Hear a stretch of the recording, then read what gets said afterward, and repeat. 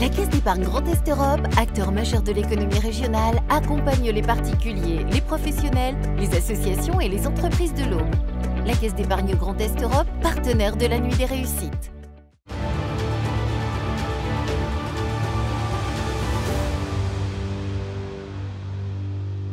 Bienvenue dans les rencontres de la Nuit des Réussites. Nous sommes boulevard Gambetta à Troyes et nous allons nous rendre dans un des lieux emblématiques de la Caisse d'épargne Grand Est Europe, l'un des partenaires de notre événement. Il s'agit des locaux historiques de la banque. Je vous propose d'y aller avec moi. On y va. Bonjour Fabrice, Sylvie. bienvenue. Bonjour Guillaume. Bonjour Fabrice, sois le bienvenu. Vous êtes respectivement directrice de la région Haute-Marne et directeur du centre d'affaires de Troyes. On est dans un endroit un peu magique qui a une forte histoire. Vous pouvez un peu nous raconter l'histoire de ce bâtiment ? Très emblématique ce bâtiment. Exactement, et historiquement implanté ici. Et c'est la base de la Caisse d'épargne de Troyes à l'époque. C'est le premier site dans l'Aube qui a été créé, qui a vu le jour en 1893. 1893, ouais. Exactement. Et puis ça a été le 7e site physique créé, la 7e caisse d'épargne créée en France. Donc voilà, sois le bienvenu en tout cas. Eh ben, écoutez, et allons découvrir ce site. Avec grand plaisir. On y va ? Avec plaisir.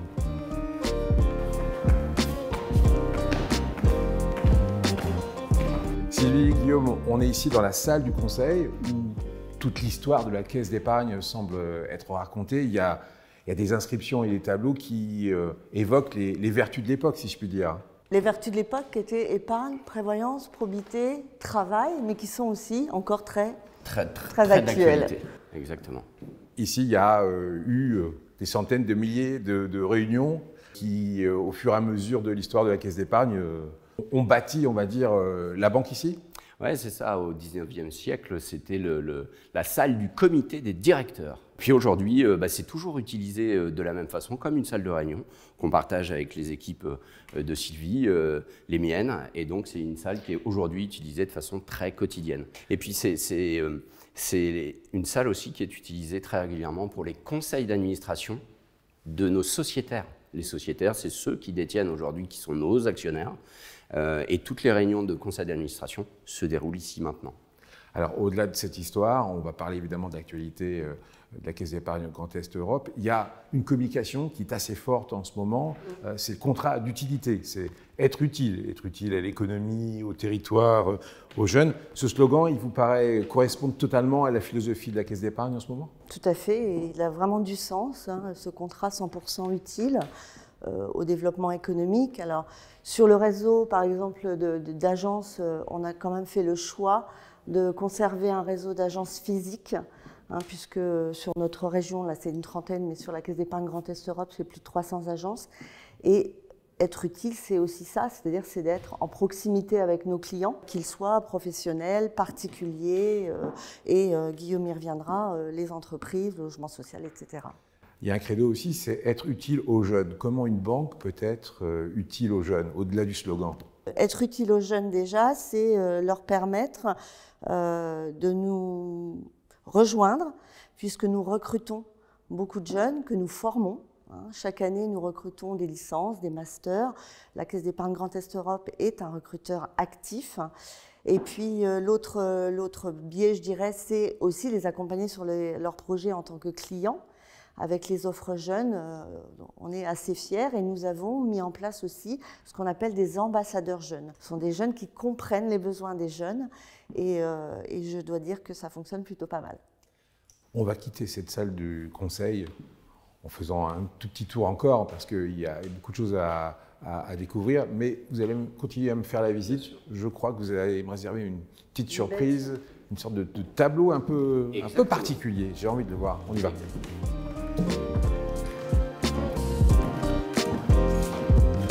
Sylvie, Guillaume, on est dans un bureau assez particulier. On se retrouve face à un tableau présentant une peinture ancienne, présentant l'ensemble des bureaux d'épargne. Sylvie, qu'est-ce que ça raconte là ? Pourquoi il y a des abeilles un peu partout ? Ce que ça raconte, c'est toutes les succursales, tous les petits points d'agence qu'on trouvait sur le département. Et ces petites abeilles, ça veut dire quoi ? Avant d'être des écureuils, oui. Nous étions des abeilles. Puisqu'en fait, c'est comme ça qu'on nous reconnaissait, les petites abeilles. Et ça reprend aussi les valeurs dont on parlait tout à l'heure, c'est-à-dire les valeurs du travail, de la probité, etc., qui sont représentées. Alors, il nous en manque quelques-unes parce qu'il y avait les plus gros points de vente avec les petites abeilles en or et les autres avec les petites abeilles noires. Mais cela étant, on voit comment on couvrait à l'époque l'ensemble de ce département. Être utile, c'est aussi se battre pour les enjeux de l'époque. Oui. L'un des enjeux de l'époque, c'est le pouvoir d'achat. Comment une banque peut être utile pour le pouvoir d'achat de ses clients? Aujourd'hui, on accompagne nos clients pas seulement sur l'épargne, pas seulement sur le crédit, mais aussi sur tout un tas d'offres, et notamment une offre d'ingénierie sociale qui nous permet d'accompagner les salariés de nos clients entreprises. On leur donne la possibilité d'avoir des possibilités de placement avec des avantages à la fois en termes de rémunération et d'imposition qui permettent en tout cas d'accroître leur pouvoir d'achat au final à chaque fin de mois. L'un des autres enjeux, c'est l'environnement. Et là, il y a aussi un gros travail, je suppose, à effectuer. Oui, c'est un point clé de notre développement aujourd'hui. Depuis quelques années, on a nous aussi, comme l'ensemble des réseaux, mais comme l'ensemble des entreprises partout en France et j'espère dans le monde, pris acte de cette volonté d'amélioration de la transition énergétique. Nous, au quotidien, comment ça se traduit? Premièrement, déjà en interne, on essaye de limiter nos déplacements, on essaye de limiter nos masses informatiques de dossiers et on essaye, à notre échelle, de favoriser aussi cette transition énergétique. Concrètement, auprès de nos clients, comment ça se matérialise? En fait, c'est une offre appropriée, à la fois en collecte, en crédit, mais aussi en accompagnement et je dirais, en diagnostic des entreprises, de leur bilan carbone. On essaye de trouver tous les moyens nécessaires de pouvoir accompagner nos clients au quotidien. Et puis, je dirais un dernier mot, pour que vous compreniez bien notre sensibilisation au sujet. Le 5 décembre prochain, on lance Investir l'avenir. Investir l'avenir, c'est quoi? C'est simplement mettre à l'honneur l'ensemble des acteurs, qu'ils soient privés, professionnels, entreprises, prospects, clients. On les mettra à l'honneur pour leur action très concrète d'évolution énergétique. On va quitter nos abeilles et puis on va se diriger au 3e étage pour continuer la visite et aussi parler des Jeux Olympiques. Sylvie Guillaume, on est au 3e étage, un endroit qui a été rénové, un endroit qui, il y a quelques années, appartenait plus aux pigeons qu'aux hommes, si je puis dire. Vous en avez fait des bureaux magnifiques, un peu néo-industriels. C'est évidemment un endroit très, très agréable pour parler d'un sujet qui vous tient à cœur, les Jeux Olympiques 2024, car la Caisse Grand Est Europe s'appuie sur un groupe qui est vraiment l'un des grands partenaires des Jeux Olympiques de Paris en 2024. C'est un enjeu économique important pour la Caisse d'épargne? Alors c'est important déjà pour nos clients. C'est important parce que le groupe BPCE, en étant partenaire principal des JO 2024, offre la possibilité à nos clients, à nos prospects, de participer à la réponse à des appels d'offres.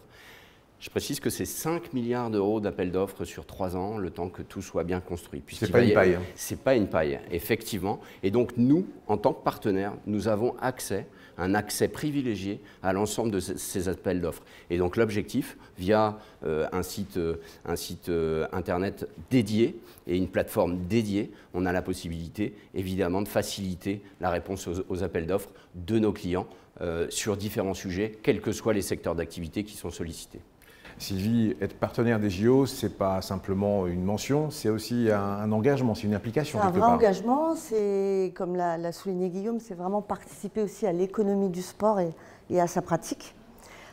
C'est important pour nous et c'est une visibilité, c'est partager des moments un peu différents avec nos clients et avec nos collaborateurs. C'est encore une fois mettre en lumière nos territoires et faire partager quelque chose peut-être, enfin c'est tellement exceptionnel. Donc on essaie d'allier le côté économique et aussi le côté plaisir de ces manifestations. Avec un côté plaisir, qui sera le relais de la flamme qui aura lieu dans l'Aube. La flamme va parcourir le territoire. La Caisse d'épargne s'y implique fortement. Comment ? Alors comment on a sollicité des clients pour être relayeurs de la flamme, puisque nous sommes parrains de ce relais de la flamme, et des collaborateurs également. Et encore une fois, là, c'est le rayonnement de notre territoire à travers cette manifestation qui peut dire « j'ai porté la flamme au JO ». Ça sera forcément quelque chose de mémorable et ça donne un peu de très frisson. fort à vivre, en effet. Alors au-delà des JO, il y a un autre événement qui va nous réunir, c'est évidemment la Nuit des réussites édition 2023. Pourquoi vouloir toujours rester partenaire de cet événement depuis la première édition d'ailleurs? Je vais commencer par Guillaume et puis je vous laisserai finir Sylvie. Pourquoi être partenaire de la Nuit des réussites? 2 éléments de réponse. Le premier, on y a goûté depuis plusieurs années et depuis le lancement de la Nuit des réussites. Et une fois qu'on y a goûté, c'est difficile de s'en passer, très honnêtement. Et puis le deuxième élément, c'est que nos velléités, notre ADN, c'est aussi de mettre en lumière les réussites de nos territoires. On y est contributeur, on en est très fiers. Et on est très fiers aussi de pouvoir mettre à l'honneur, mettre en lumière pendant une soirée toutes les réussites de nos territoires et notamment de l'Aube. Sylvie, un mot de conclusion? Je reprendrai simplement ce que je vous ai dit tout à l'heure, c'est-à-dire porteur de la flamme, faire rayonner nos territoires. Totalement en phase avec la Nuit des réussites finalement. La Nuit des réussites, c'est faire rayonner nos territoires. Donc ça a du sens pour nous, ça correspond tout à fait à nos valeurs et en plus évidemment on y prend beaucoup de plaisir. Eh bien rendez-vous le 9 novembre 2023 pour la 3e édition de la Nuit des réussites. En attendant, bon courage pour la suite et pour la préparation des JO. Merci beaucoup Fabrice. Merci beaucoup. Merci. Et à très bientôt pour une nouvelle édition des rencontres de la Nuit des réussites. Au revoir.